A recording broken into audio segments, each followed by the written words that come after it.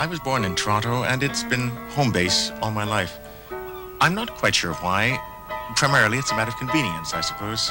I'm not really cut out for city living, and given my druthers, I'd avoid all cities and simply live in the country. Toronto, however, belongs on a very short list of cities which I visited and would seem to offer to me, at any rate, peace of mind. Cities which, for want of a better definition, do not impose their cityness upon you. Leningrad, in my experience at least, is probably the best example of the truly peaceful city. I think that if I could come to grips with the language and the political system, I could live a very productive life in Leningrad. On the other hand, I'd have a crack up for sure if I were compelled to live in New York or Rome, and of course, any Torontonian worthy of the name feels that way about Montreal on principle. The point is that, by design, I have very little contact with this city. And in fact, virtually all the places that we'll be seeing during the next hour, I have in fact never seen, well, at least not from the inside.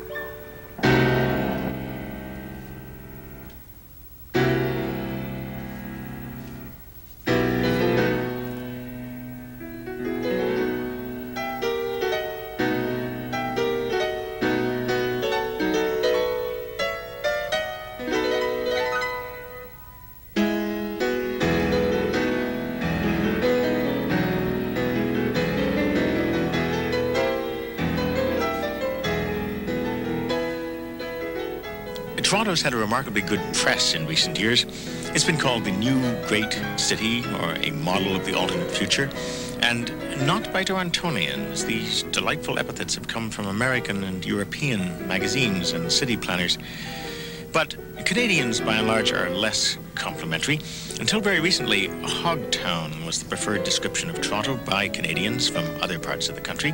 And it has been said that one of the few unifying factors in this very divided land is that all Canadians share a dislike, however perverse or irrational it may be, for Toronto.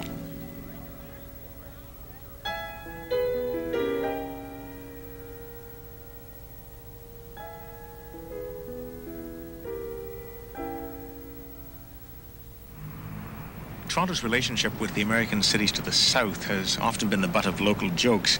The city of Buffalo, New York, for example, is about 40 miles south as the crow flies. And in my youth, it was said that for a really lively weekend, what you had to do was drive to Buffalo. Torontonians do not seem to feel that this migration now serves any useful purpose, but we still seem to have some deep-seated psychological need to look at Buffalo every now and then.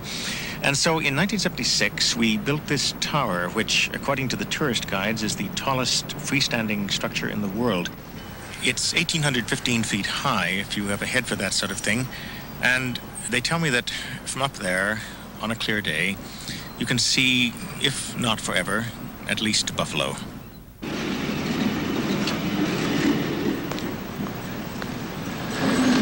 Toronto, by general consensus, is the financial capital of Canada, and most of the banking institutions are located on or near Bay Street.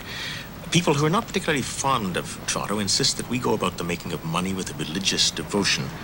I don't really think that that's more true of this town than of most others, but if it is, then I suppose that other cliché, the one about such buildings being cathedrals of finance, would have to be given its due as well. In any case, most of us do our banking at very modest branch offices, which, if the analogy must be pursued, are obviously parish churches. We natives, by the way, actually call Toronto Toronto, and I'm bound to make the slip sooner or later, but the first British settlers called it York, specifically Fort York.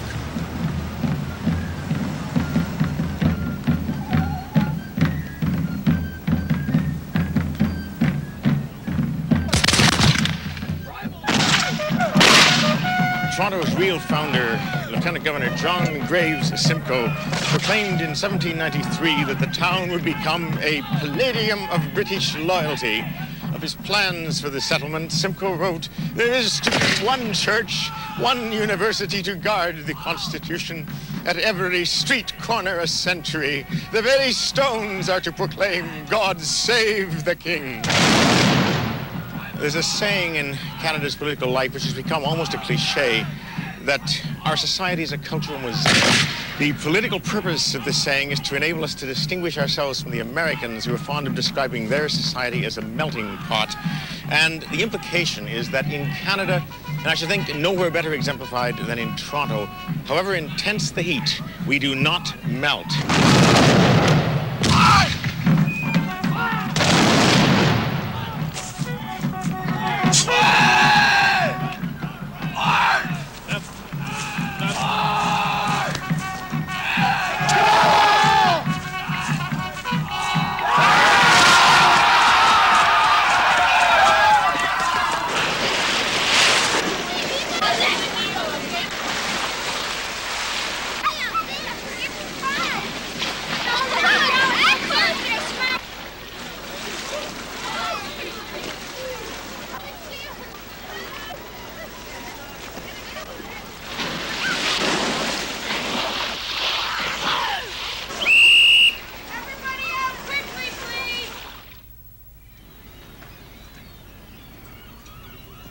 Perhaps the single most important influence on Toronto during the 60s was in fact something that took place over 300 miles away in Montreal.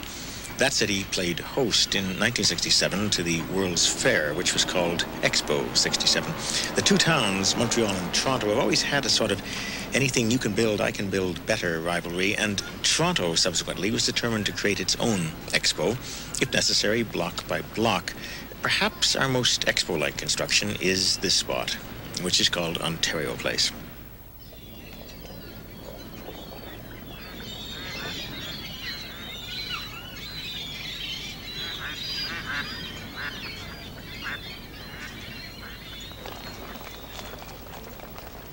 Expo, of course, was anything but an exercise in architectural consistency. It was actually a very eclectic assembly of buildings, and Toronto's substitute Expo has employed similar contrasts.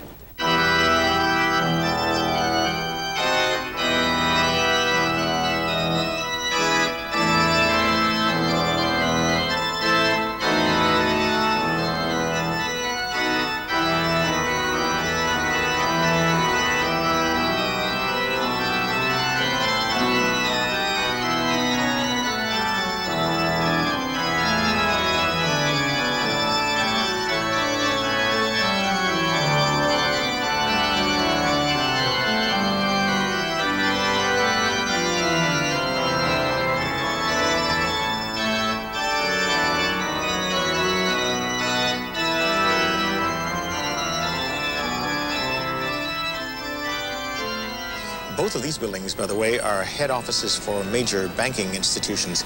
This one, the Toronto Dominion Bank, was completed in 1967, and at that time it was the tallest building in Canada. In fact, it was the tallest building in the British Commonwealth. It had, I think, 56 floors, and it held the record for 5 years until this structure, the one back yonder, which is the head office of the Canadian Imperial Bank of Commerce, added a 57th floor and eclipsed it. Not to be outdone, yet another bank, the Bank of Montreal, ordered up 72 floors.